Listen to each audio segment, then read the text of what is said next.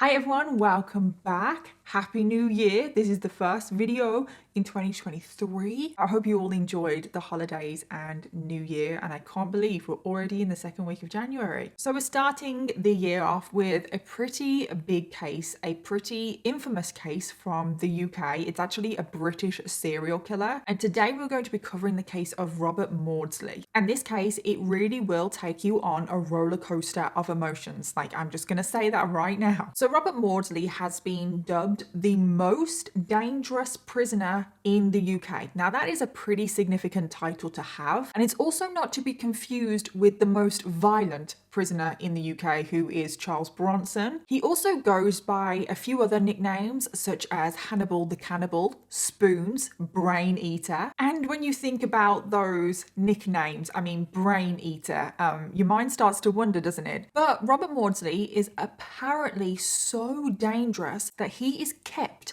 in a glass box underground, and you have to go through 17 locked doors to even get to him. It's like, what the hell has this man done to make him so dangerous that he's literally kept underground in a glass box? And he has been held in this glass box essentially for 40 long years. But is he really that dangerous that he needs to be kept in a glass box underground and behind so many locked doors? Well, that is of course what we're going to talk about today. There is also a lot of myths surrounding this case. Some of the crimes that Robert committed have almost become the stuff of legend, and over time the stories have definitely become more extreme, a little bit sensationalized, let's just say. So I have tried my best to actually get to the truth of what this case is all about, what actually happened. So with all of that being said, let's just jump in and talk about the most dangerous prisoner in the UK, Robert Maudsley. So I just want to give a huge thank you to today's sponsor, and that is Two Dots. Two Dots is a free-to-play mobile game where you solve challenging puzzles by connecting the dots across thousands of fun levels in the game. Now, you guys know I do love a good mobile game. I just love to escape into a game to distract myself, especially from my heavy research and just the stresses of everyday life. Sometimes you just need a distraction, and Two Dots is like one of my favorite games. It is perfect for this. I've been playing Two Dots for a very long time now, and the game is so simple. Like, when you actually think about it, oh, you're just connecting dots, so it's so simple, but it is so engaging. Like, sometimes I cannot put it down. But honestly, one of my favorite things about Two Dots is that there is no time limit on the levels that you're playing, which means that it's a completely stress-free game. You're not working against a clock. You're not penalized in any way if you take too long on a level. You can even play Two Dots with no internet connection, which I cannot even tell you how many times that has been a lifesaver to me. Like, literally recently I was at the dentist and I was in the waiting room and I didn't have any reception, so I played Two Dots. There are also a ton of other fun features, which include weekly events such as treasure hunts, but my personal favorite, the scavenger hunts. Basically just think of Where's Wally but in a mobile game. So the scavenger hunts, you basically get this big map, and honestly the maps are so cute. I will show you, and you have to find the little items in the map. And honestly, look at this map. It's like a gingerbread house. How cute is this?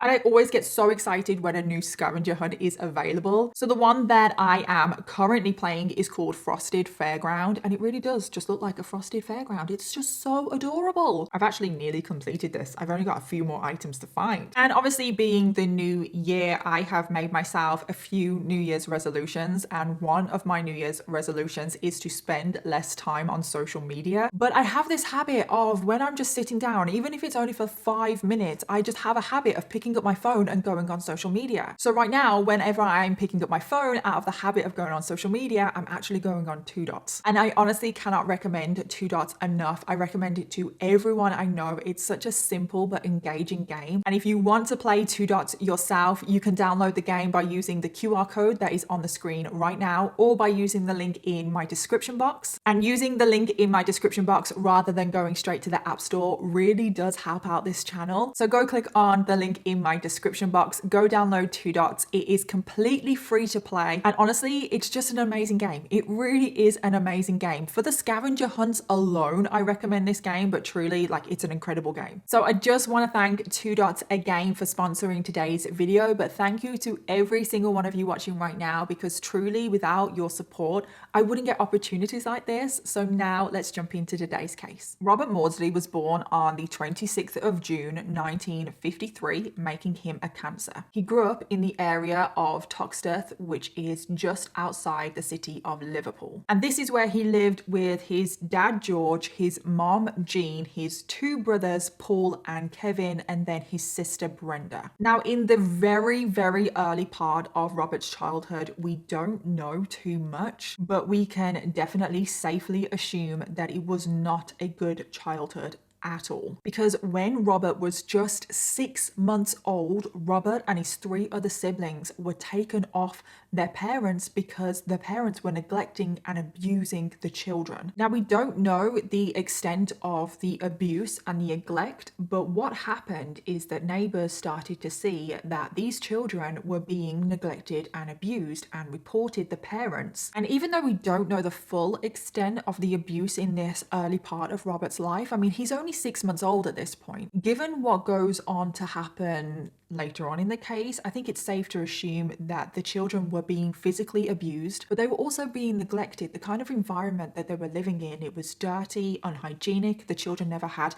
enough food to eat. They didn't have clean clothes. So Robert and his siblings were taken away and sent to live in a Catholic orphanage in Liverpool. And I know what you're thinking. Oh my God, they've been sent to a Catholic orphanage. This is not going to go well. But Robert and his siblings actually began to thrive as soon as they went to the orphanage. They were being raised by nuns, and this was the first time in their life that they actually had stability. They had clothes on their back. They always had regular meals. They almost felt like the nuns, the other children at the orphanage, that was their new family. And I just think that that's so sad that that is the first time that they felt like they had a family, that they felt like they had their basic needs met. But unfortunately, that would come to an end, because when Robert was 9 years old, so he has been living in this orphanage with his siblings for his whole life. I mean, he went there when he was 6 months old, so now he is 9 years old. Robert's parents decided to take their children back. And I don't know why they did this. Like, why couldn't they have just left their children at this orphanage, possibly get adopted? They would have lived a much better life. So this all came about because Robert's older brother Paul was actually about to be adopted. And as part of the adoption process, the orphanage needed to get permission from the biological parents. So as soon as Robert's parents found out that Paul was about to be adopted, they were like, no, that's not happening. We're going to have all the children back. So Robert is now living with his biological parents again. And this was such a strange situation, especially for Robert, because he had no memories at all of his parents. Because, like I keep saying, he was only 6 months old when he first went to the orphanage. His other siblings kind of did have some memories of their parents, but to Robert, he didn't even know his parents. But that wasn't the only weird thing, because when Robert was in the orphanage, his parents had continued on having children. So when Robert returned, he was now living in a household of 12.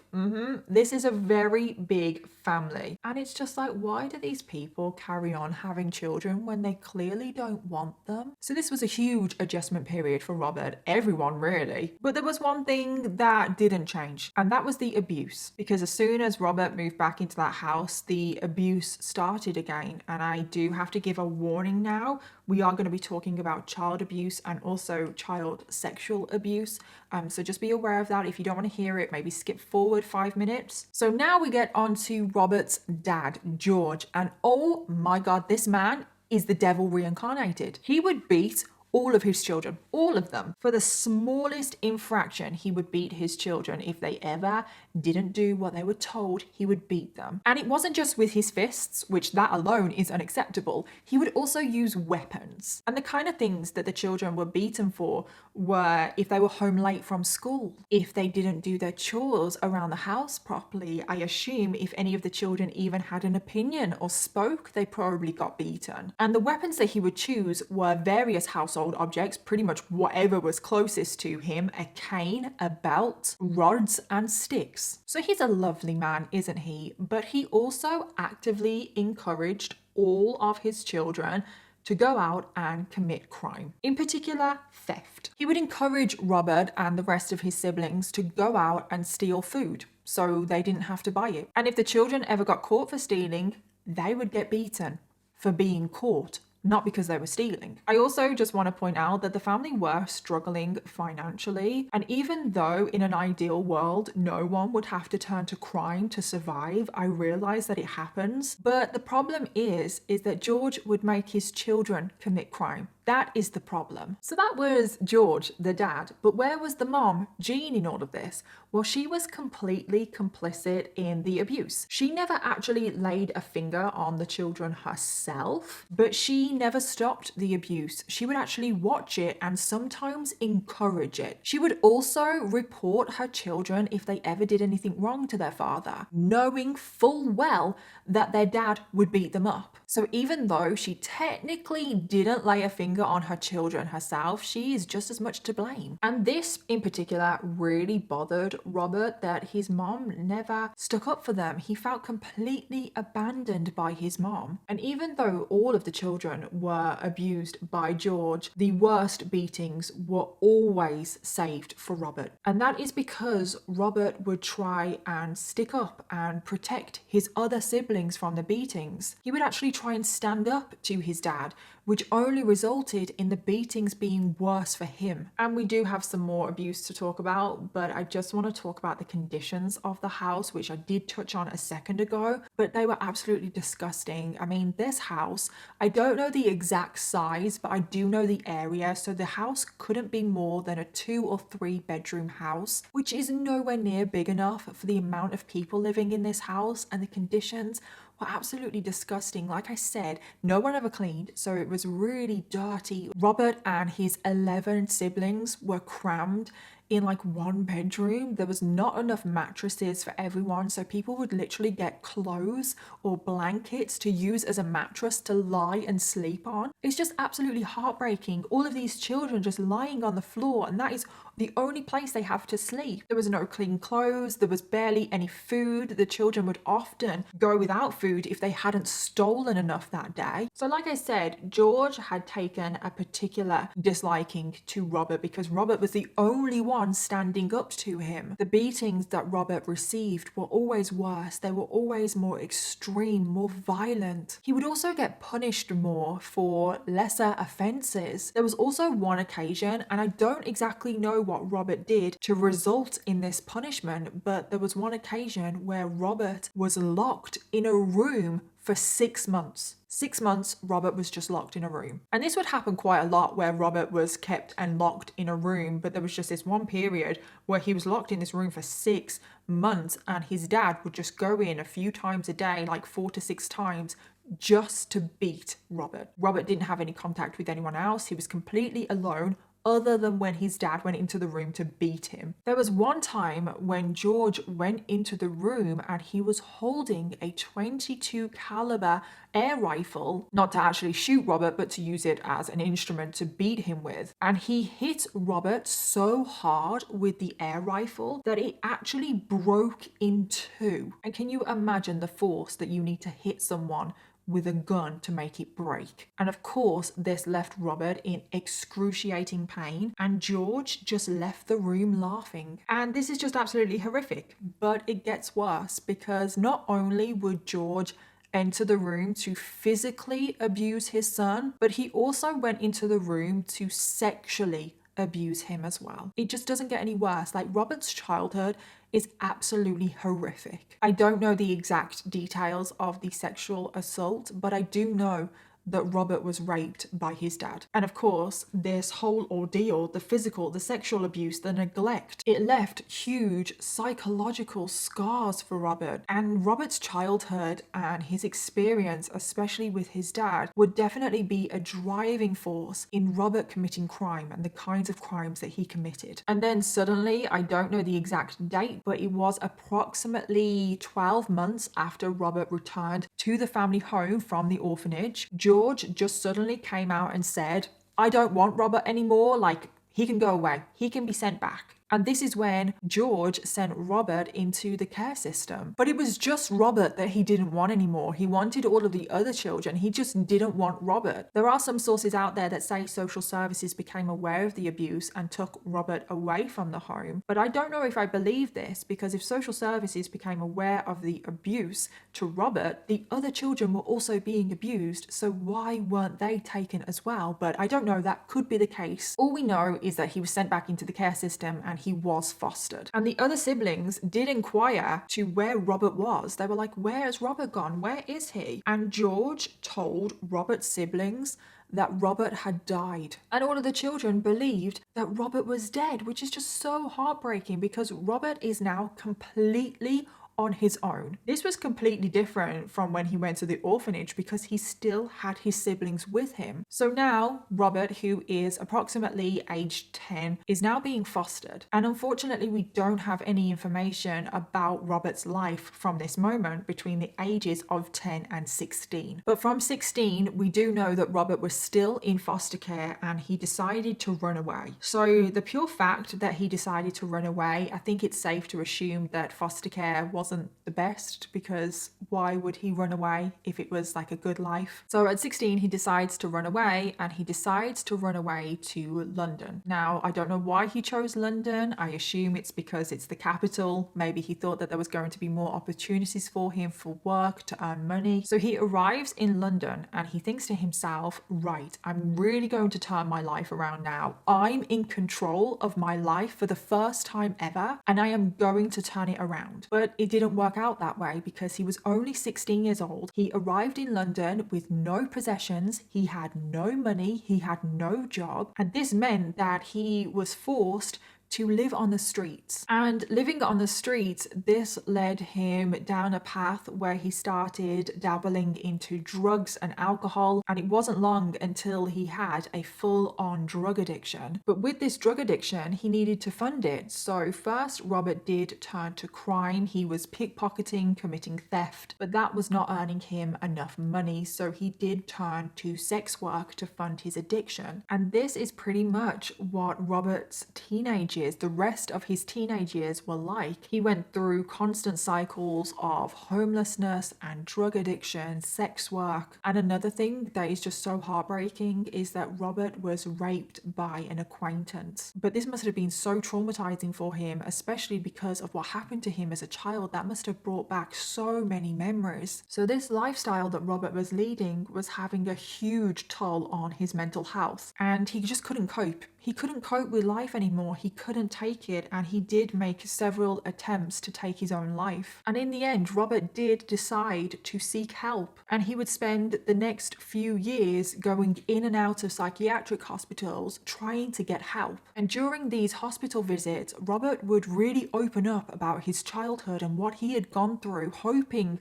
that someone would help him. And there was one thing that he kept repeatedly saying to the hospital staff, and that is that he was hearing voices in his head, and those voices were telling him to go and kill his parents. He kept repeating that same thing: I need to kill my parents, I want to kill my parents. And this is clearly in response to how his parents treated him as a child, and this should be taken seriously. But unfortunately, this wasn't taken seriously. Even though Robert himself had gone to these hospitals, he was trying to get help, he was being very open, the hospital staff didn't really do much about it. And that just really baffles me. I mean, oh my God, this man is coming to you, he's telling you that he's hearing voices in his head, and the voices are saying that he needs to go and kill his parents, and you don't do anything? I mean, when he was going to these hospitals, this was the early 1970s, and mental health services back then are nothing like they are today. But I still feel like they should have taken him seriously. I still feel like maybe they should have done something, and I really hope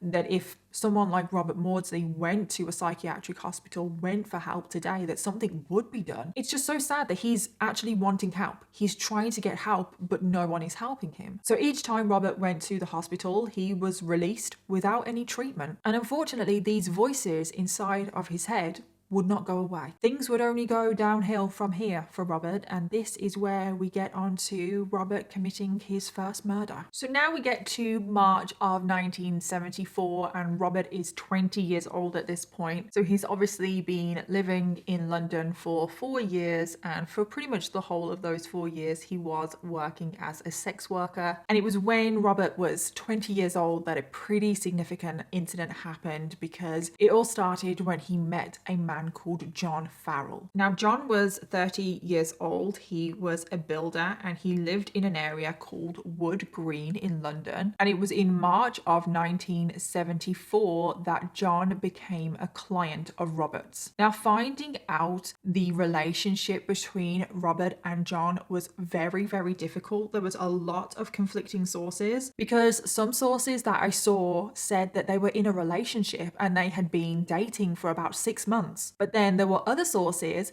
that said that John was a client and this was the first time they had met. So the truth is not exactly clear to what their relationship actually was, but it was probably somewhere in the middle. From my research, I feel like John was probably a regular client of Robert's, and Robert was probably very comfortable with him because he was a regular client, probably trusted him. I wouldn't say that they were in a relationship, but I also could be wrong on that. So yeah, just bear that in mind. But what we do know is that a day in March of 1974, John and Robert were due to meet up for sex. Robert was to make his way to John's flat in Wood Green. So this is exactly what Robert did, and he entered the flat. He was high on drugs at this point, which was quite a common occurrence for Robert. So the two of them, I don't know exactly what happened, but I feel like we can all just imagine it. They're talking, you know, they're getting comfortable, they start undressing and they get into bed with each other and they're fooling around, and then all of a sudden John jumps out of bed,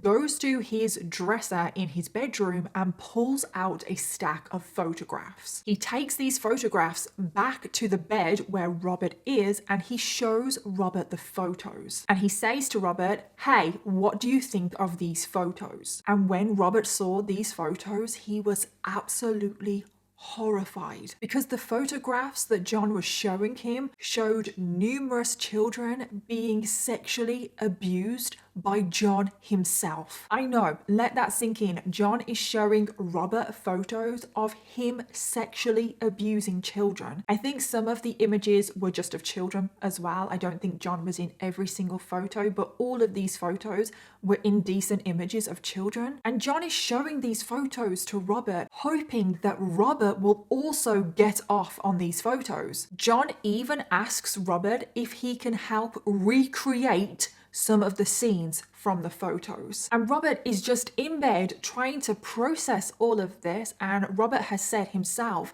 that his brain, it just went completely foggy. Robert started to have all of these flashbacks to his own childhood where his dad sexually abused him. And of course, we know that Robert is still hearing those voices telling him to kill his parents. So when Robert saw these photos, he immediately saw his own father in John, and he snapped. It was literally like a switch went off in his brain, and he was listening to those voices and he jumped out of bed. He found a piece of rope on the floor, ran towards John, and immediately started to strangle him with the rope. John was struggling, he was trying to get away, but Robert had a firm grip, and he held this rope around John's neck until reportedly John's face turned blue. And Robert did not let go until John Farrell lost his life. But Robert was not done with just simply killing John, because he was still high on drugs, he was still listening to those voices, he was still filled with rage. So even though he had just killed John Farrell, he picked up a knife and started stabbing his body multiple times. He then found a hammer which he used to smash John's head in. And then finally, Robert started to calm down. His rage started to disappear. He started to sober up, and he just stood there over John's body, realizing what he had done. And even when Robert was sober, he felt completely 100% justified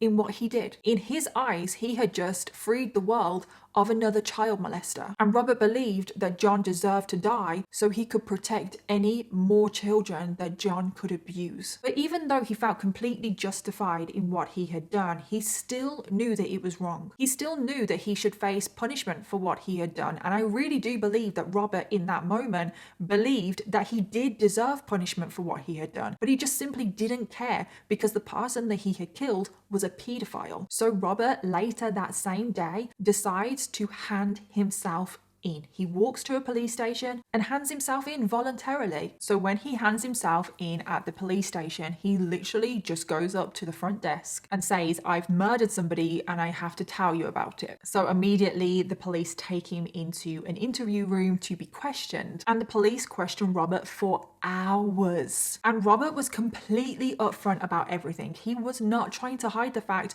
about anything that he had done. He told the police the man deserved to die and I was just trying to protect future children. And after the detailed confession, the police took Robert into custody to await trial. However, when Robert's case finally did go to trial, they took one look at his file. They saw that he had suffered horrific child abuse, which was physical and sexual. They saw that he was struggling with drug addictions and that he had been in and out of psychiatric hospitals for years. They also saw that he had made several suicide attempts and that he was hearing voices in his head telling him to kill his parents.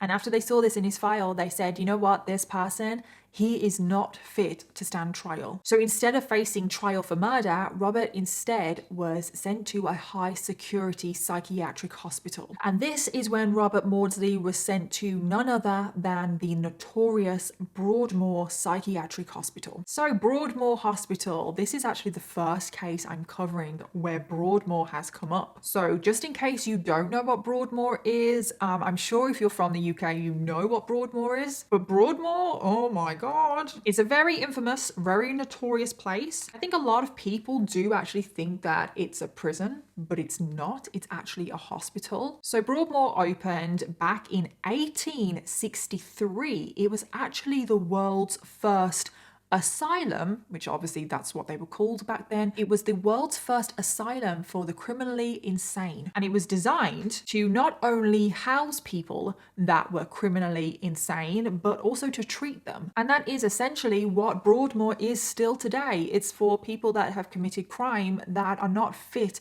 to stand trial. They have been deemed criminally insane. It is not safe for them to be in a normal regular prison and they need treatment. And Broadmoor has housed some pretty infamous criminals. And I can't list them all because they have been quite a few. But the Yorkshire Ripper was there, Peter Sutcliffe. Ronnie Kray from the Kray twins was there. Obviously Robert Maudsley was there. The UK cannibal Peter Bryan was also there. Charles Bronson was also there that I mentioned earlier. Broadmoor is also linked to Jimmy Savile. Yeah, that was one of the places that Jimmy Savile would go to. I think he had a room in Broadmoor. And it's like, why Jimmy? Why Jimmy Savile? Do you need a room in Broadmoor? I think we all know why. And I studied about Broadmoor quite a lot in university. I did a whole assignment about Broadmoor as part of my mental health law module. And to be honest, I feel like I could probably do a whole video on Broadmoor. It is a very, very fascinating place. So Robert Maudsley enters Broadmoor in 1974 and Robert is actually having a great time. There is definitely a little bit of possibly a misconception that psychiatric hospitals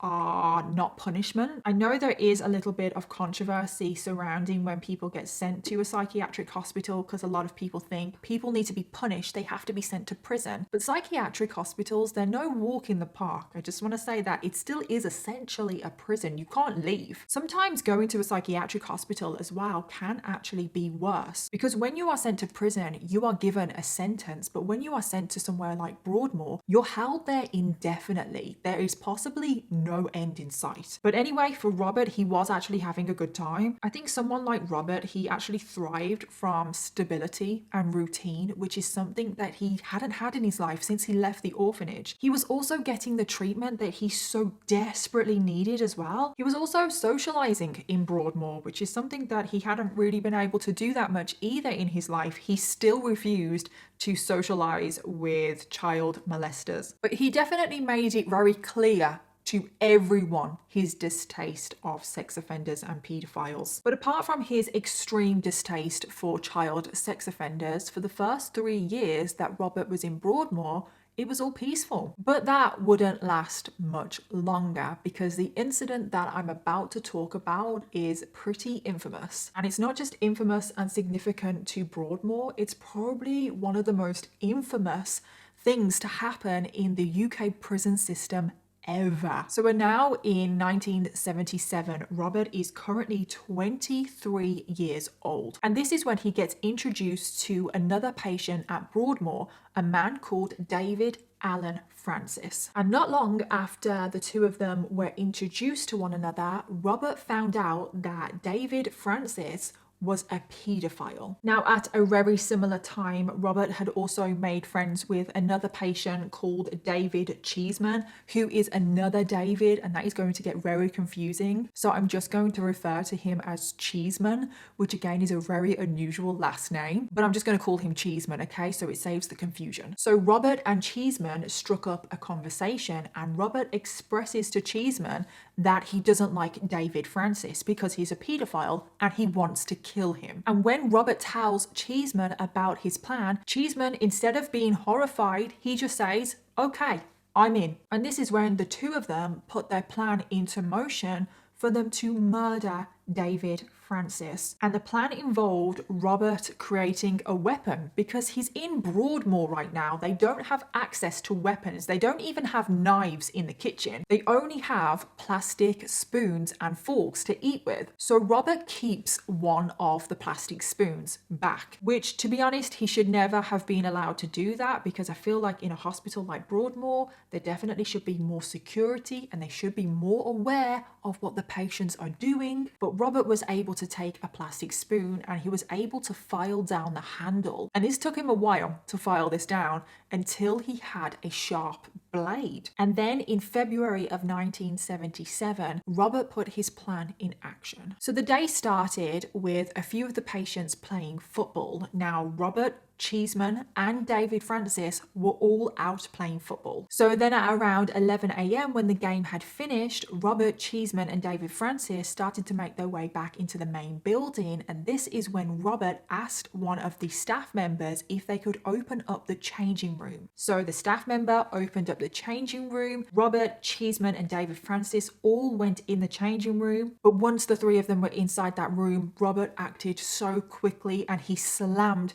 that door in the nurse's face so they couldn't come in, because obviously the nurse was just about to follow them into the changing room, because no patient can be without a staff member. But Robert slammed the door, he barricaded the door, leaving the nurse trapped outside, and this is when Robert and Cheeseman launched their attack on David Francis. And this attack on David Francis has definitely become one of the most infamous incidents that's ever happened in the UK prison system, because over the next 9 hours, you heard that right, 9 hours, Robert and Cheeseman essentially tortured David Francis to death. And the attack was vicious. Firstly, Robert took out some wire that he had ripped from a record player and bound David Francis's hands and feet. Next, Robert and Cheeseman just took it in turns, punching him and kicking him. And they did this over and over again. Then they started slamming his head against the floor. And that is absolutely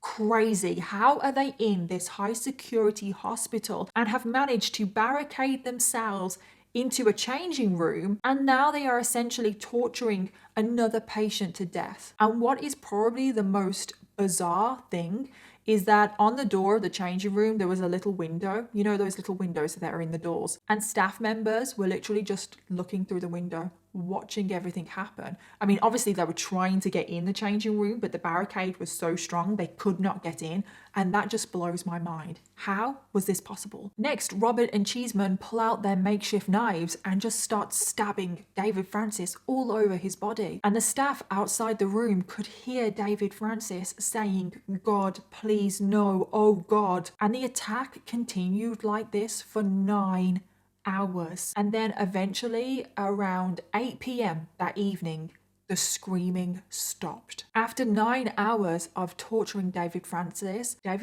had now lost his life, and Robert and Cheeseman just grabbed David's body and held it up in the air for all of the staff members to see through that little window. And then after this, they put his body back on the ground. Robert calmly removed the barricade, opened the door, and just walked out of the changing room as if nothing had happened. He was immediately grabbed by guards, and staff members rushed in to see the horror scene that was in front of them. It turned out that David Francis was not only strangled to death by Robert, but they also found that David Francis's head had been, quote, cracked open like a boiled egg. There were apparently pieces of his skull on the floor. They also found the plastic spoon lodged in his ear, and apparently some of his brain was missing. And the staff saw the spoon, they saw that some of the brain was missing, they put 2 and 2 together, and they thought, oh my God,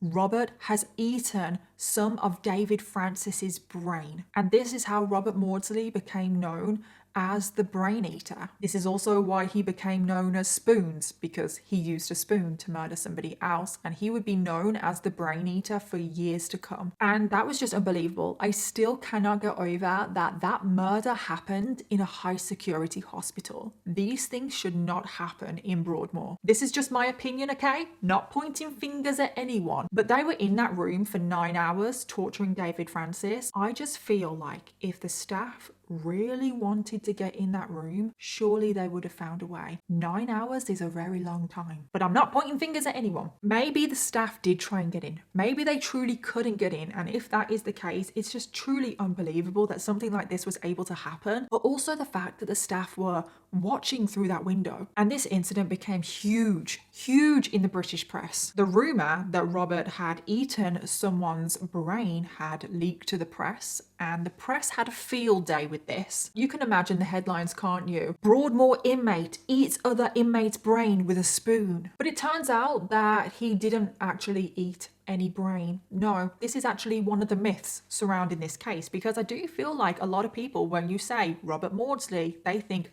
he's the brain eater. Well, actually, he's not. None of the brain was missing at all. And I just don't know why staff did think that Robert had eaten part of his brain just because there was a spoon lodged in his ear. It was a rumor that was possibly made up by the staff, and then the press just ran with it because they want to sell newspapers. Even though it's myth, even though it's not true, people don't really care, because sometimes the truth is just not as entertaining. So after the murder, even though from his first murder he was deemed unfit to stand trial, after his second murder, miraculously, he was now fit to stand trial, which honestly doesn't really make sense to me, because his first murder he committed outside. He was deemed unfit to stand trial for that murder, and he was sent to a psychiatric hospital. His second murder he committed inside a psychiatric hospital, and now all of a sudden he is deemed fit to stand trial. So Robert and Cheeseman went to trial, and Robert showed no remorse for his crimes yet again, because he believed that David Francis, because he was a paedophile, he deserved to die. And Robert and Cheeseman were both found guilty of manslaughter, and they were sentenced to life in prison without the possibility of parole, and this sentence was to be served in a normal prison, which again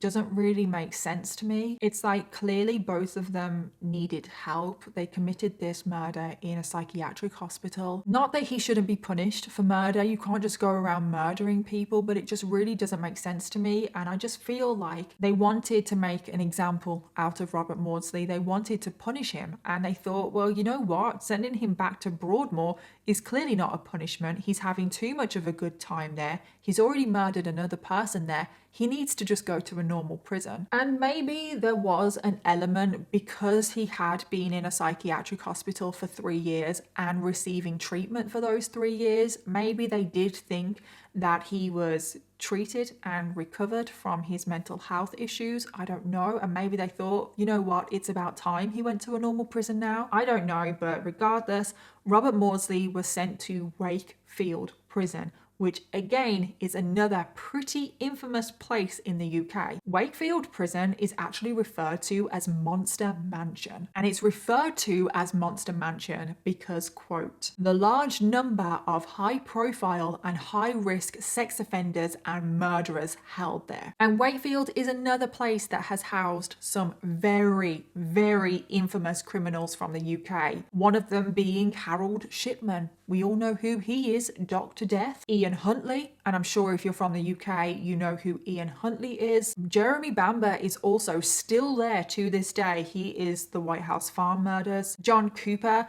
is still there as well, I think.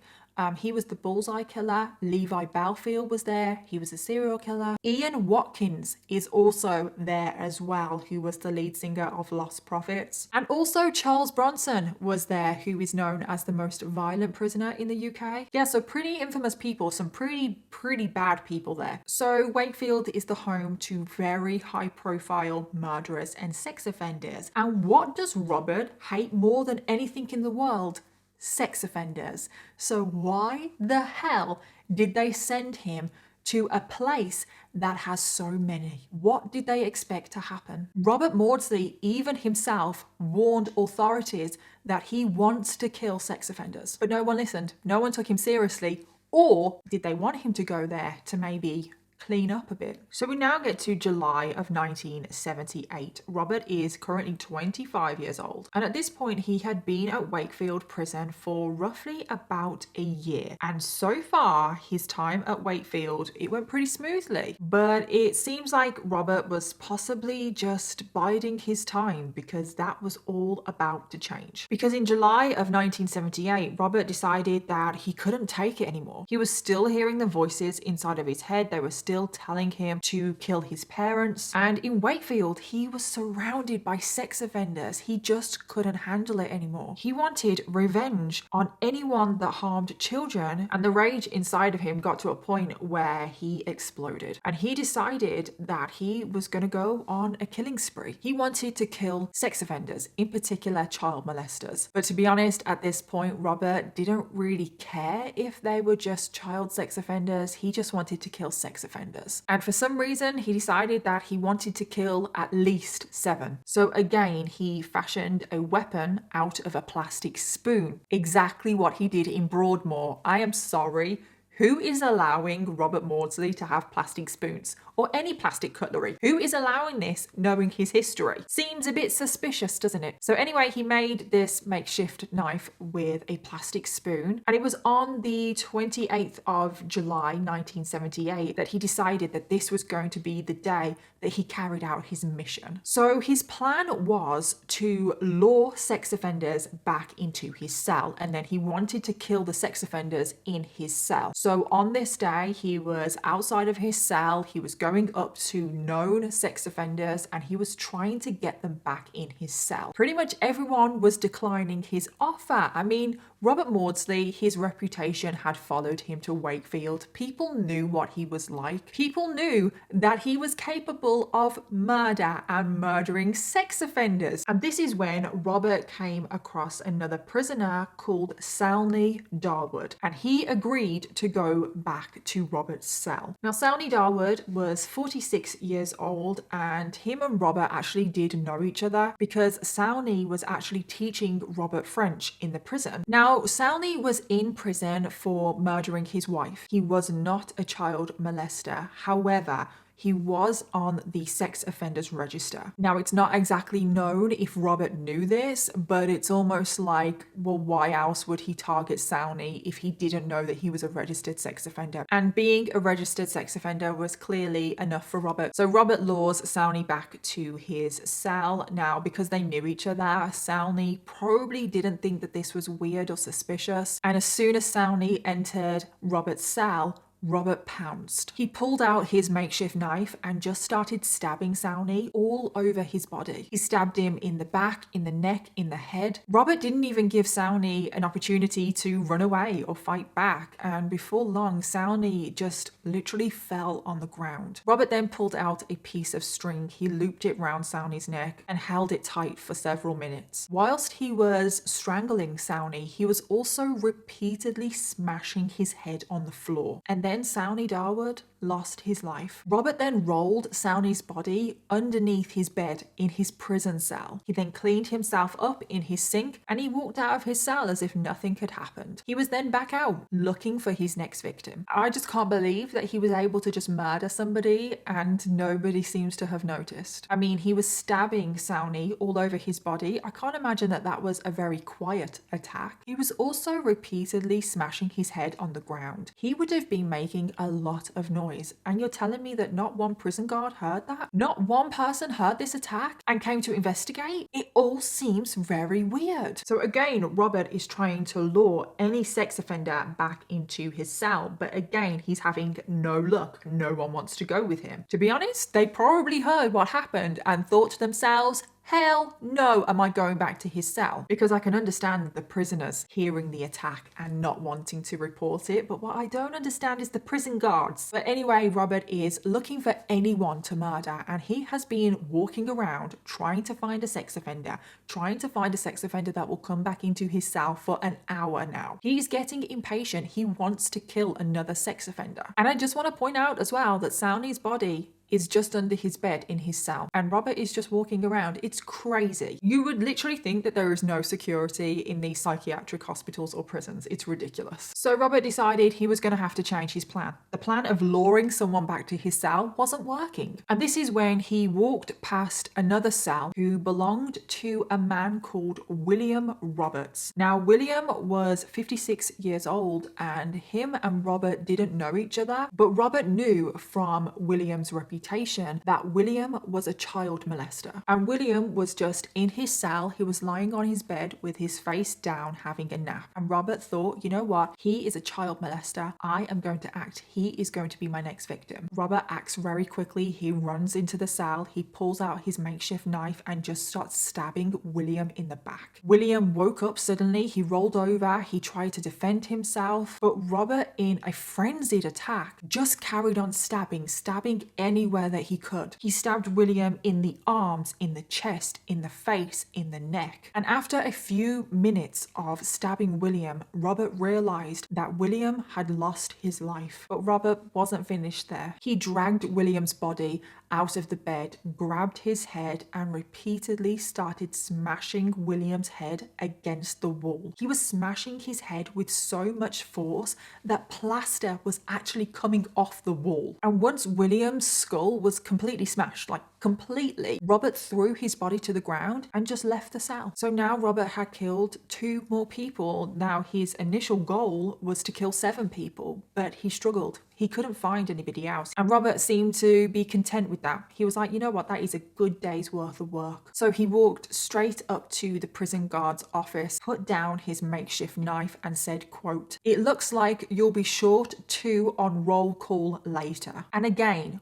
what the actual hell? That second murder as well wouldn't exactly be quiet. He was smashing William's head against the wall. That would have been very, very loud as well. You gotta think of the acoustics in a prison. That would have been so loud. I just don't know how he was allowed to do this. He killed Sowney over an hour before he killed William. I do not buy that nobody at that prison knew. It just doesn't make sense to me because Robert all along has made it very, very clear how he feels about child sex offenders. He told authorities, "I will kill more sex offenders." He literally said it. Did people not believe him? I mean, he's proven that he is willing to murder. It just all seems suspicious to me, okay? It does. So following the 3rd and 4th murders, just want to point out that Robert is now a serial killer. He was again facing trial for murder. During this trial, Robert again showed no remorse for what he had done. He thought that he had done the world a favor. He also said during the trial that when he murdered Sowney and William, he was picturing his parents. And we all know that he's hearing voices and those voices are telling him to kill his parents. This all does go back to the abuse that he suffered from his parents. He also said that the violent rage directed at his victims was actually directed at his mom and dad because the attacks were very violent, very frenzied, such aggression. Robert also said, quote, "When I kill, I have my parents in mind. If I had killed my parents in 1970, none of these people would have died. If I had killed them, then I would be walking around as a free man without a care in the world. Following this, Robert was convicted of 2 more murders. He received 2 more life sentences. These sentences were to be served in a prison, not a psychiatric hospital. But it was at this moment that it was decided that Robert Maudsley was too dangerous. He was too dangerous to be in general population. He now needed to be in solitary confinement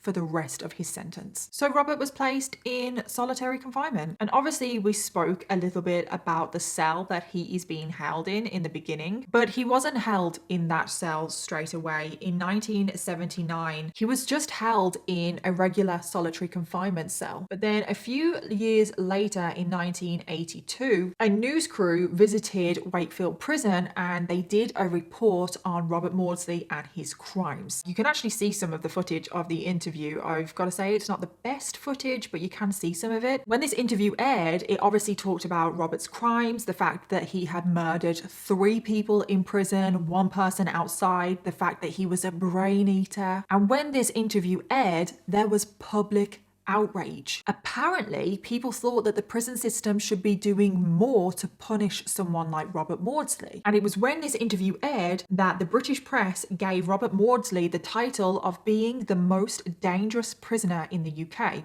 A title, a name that he still holds to this day. And there was a lot of public pressure for the prison system to punish Robert Maudsley. You've got to punish him more. It's not enough that he's in solitary confinement. You have to punish him more. So under public pressure, this is when Wakefield Prison built Robert Maudsley his own custom glass cell, which is essentially a cage, a glass cage. So in 1983, this custom cell was built for Robert, and this is when he moved in. So Robert's cell was built next to other solitary confinement cells. It was 5.5 meters by 4.5 meters. It was pretty small, but it was a little bit bigger than the average cell. And I keep calling it a glass cell. It wasn't actually made of glass, just a lot of people say glass. It was actually made of perspex plastic, which is like really strong reinforced plastic, but it looks like glass, and I'm just going to say glass, okay? But it was made of glass, so Robert had no privacy, so he could be observed and monitored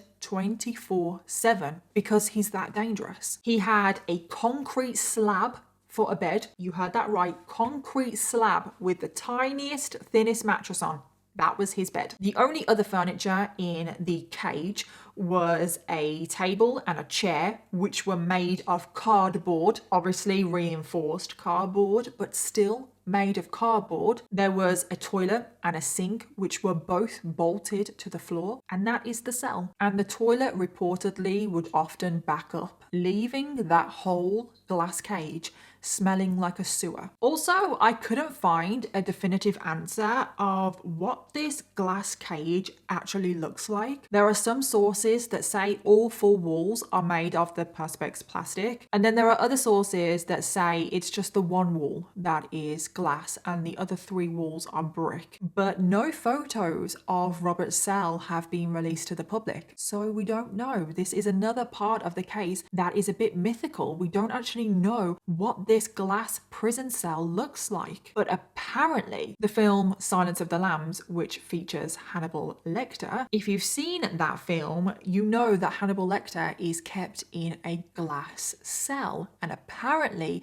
that cell used in the film Silence of the Lambs was inspired by the cell that Robert Maudsley is kept in. So I feel like we can probably assume that Robert Maudsley's cell looks somewhat similar to the cell in The Silence of the Lambs. Also, that is another reason why Robert Maudsley's nickname is Hannibal the Cannibal, because of the link to Hannibal Lecter, the fact that he's a brain eater. So Robert was now living in this glass cell, and as you can imagine, the conditions were absolutely horrible. So he was kept in this cell for 23 hours a day, every single day. He was allowed out of his cell for just 1 hour a day, and for that hour he was not allowed to mix with any other prisoners. He was escorted to the yard for his 1 hour exercise, and he was always escorted by 6 prison guards. Wherever Robert went, he had to be with 6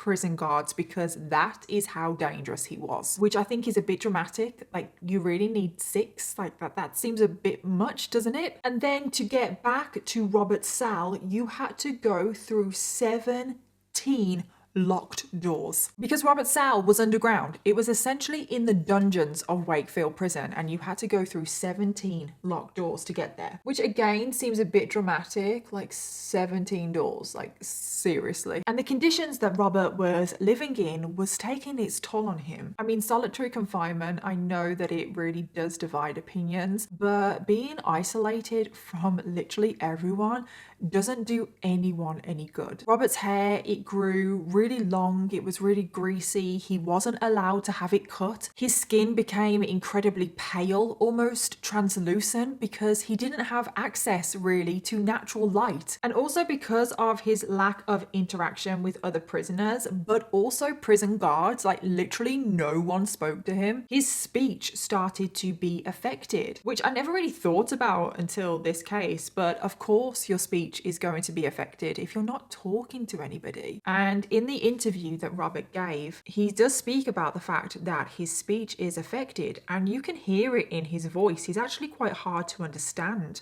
There is evidence of mental deterioration. My speech has been affected. Mr. Hogan, a good friend of mine, finds it difficult to comprehend what I say. Also in the interview, Robert talks about how lonely and unhappy he is. He just feels like, what is the point of him even living? He's just permanently isolated. He's not allowed to do anything. He's just in this glass box. No officer takes any interest, and I resent that, because they only seem to be concerned with opening the door and then making sure I get back in as soon as possible.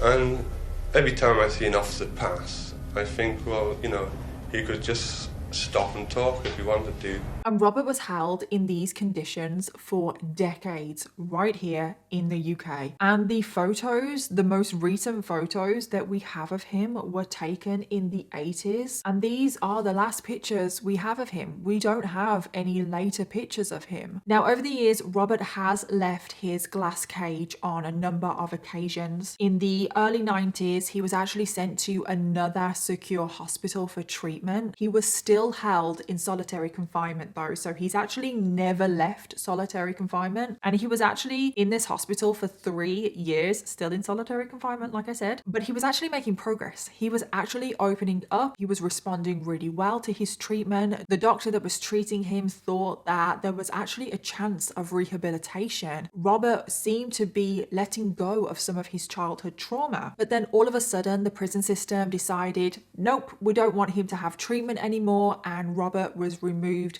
from the high security hospital back into his glass cage. In the late 90s, he was also transferred to a different prison in Milton Keynes. Again, he was still kept in solitary confinement. He only spent a short stint in this prison though. And the prison in Milton Keynes, even though he was still in solitary confinement, the conditions were still a little bit better than the glass cage, because he was actually able to interact a little bit with the other prisoners and the prison guards. And the prison guards at Milton Keynes also treated him with a little bit more respect and actually spoke to him. Sometimes they would also play chess with him. Again, this was all taken away from him and he was put back in his glass cage. And then in the year 2000, he had been in solitary confinement for 20 years. Anyone being in solitary confinement for that long with no break, oh my God. Robert did write a letter asking if his conditions, his solitary confinement, could be relaxed a little bit. He felt like he wasn't a danger to other prisoners anymore, and he felt like he deserved a chance to be in general population again, but his request was denied. He also made a request if he could have a pet budgie just for some company. Like, he was so lonely, which he, quote, promised he wouldn't eat. But again, this was denied. And then following this, Robert felt like he had no other option. He made an appeal to the public stating that he should be given permission to die.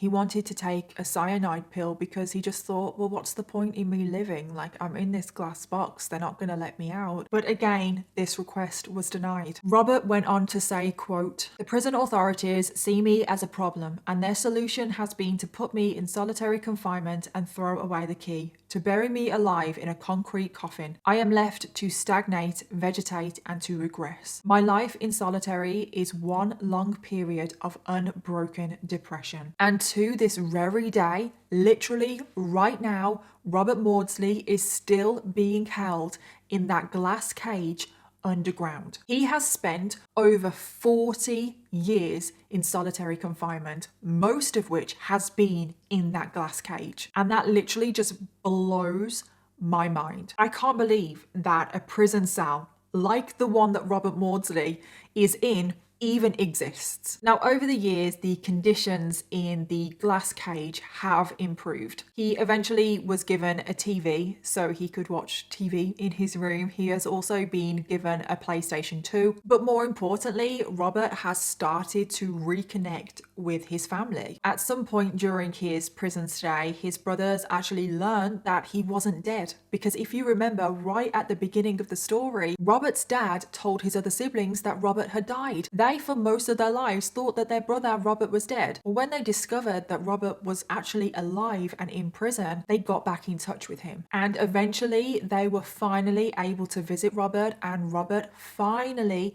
had some company. And over the years, Robert has formed a very close relationship with his nephew Gavin, who has spoken on quite a few documentaries about his uncle and the conditions that he lives in. And Robert shares a lot of letters with Gavin where he talks about his interests. He's interested in classical music and fine art and poetry, and Robert is actually really intelligent. He has a genius level IQ. Also, I didn't really know where to fit this in, but in Robert's later years in prison, he actually formed a somewhat infamous relationship with Charles Bronson, who we have mentioned a couple of times during this video. Charles Bronson is known as the most violent prisoner in the UK. Well, let's just say that Charles Bronson and Robert Maudsley are actually enemies, which is just so bizarre. They fell out over something quite stupid. Charles Bronson wanted to gift Robert Maudsley a watch, and Robert denied the gift, and that's pretty much it. And now they have a feud. Charles Bronson hates Robert Maudsley. I think the falling out does go a little bit deeper than that, but it does seem a little bit like petty. Charles Bronson is definitely a character in himself. Maybe I'll have to do a video on Charles Bronson at some point. But anyway, Robert Maudsley is still in his glass cell right now. Like he's there right now. And he still continues to appeal being in solitary confinement, but every single time he appeals, it's denied. So Robert is currently 69 years old and he has been in prison for 48 years, making him the longest serving prisoner ever in the UK. And he has been in solitary confinement for 43 years, meaning that he's actually almost broken the record for the longest time ever for a person to be in solitary confinement. That world record is currently held by an American man. He spent 44 years in solitary confinement before he was released, but Robert Maudsley is probably going to break that record,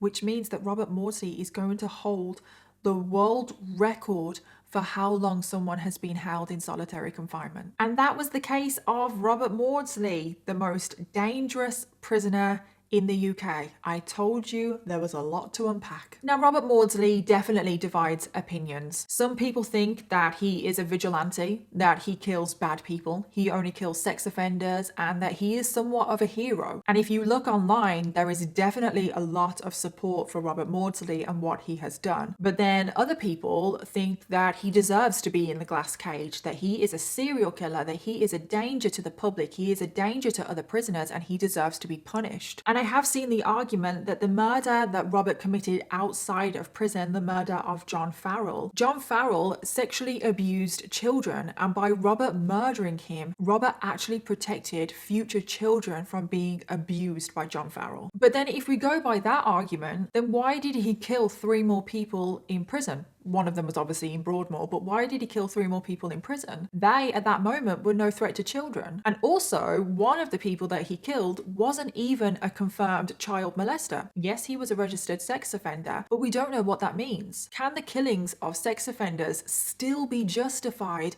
even though they were in prison, locked up? Who knows when they would get out? I mean, I'm just going around all the theories. You guys will have to let me know. Do you think that he is a vigilante, that he is a hero, or that it doesn't matter who he's killed, he is still a murderer? I feel like I fall somewhere in the middle. Like, I do. I still feel like he is a murderer. I still feel like he needs to be punished. I still feel like he needs to be in prison. Like, I don't think he should be released. But I feel like the treatment of him has been a bit extreme. I don't know why he's kept in a glass cage. Like, why? Is he really that dangerous? Because the murder in Broadmoor, the murder in prisons, yes, he murdered people, but the thing is, doesn't that say more about the lack of security in these places? I just want to make it clear that I'm not condoning murder, by the way, but I'm also not on the side of the sex offenders. This case is difficult, okay? He clearly needs to be monitored, but does he need to be as monitored as he is? I mean, he's held in a glass cage. He has no privacy. Whenever he does go out of his cage, he is escorted by 6 prison guards. You have to go through 17 locked doors to even get to him. I mean, it does feel a bit dramatic. I know he has been labelled the most dangerous prisoner in the UK, but surely there are more dangerous people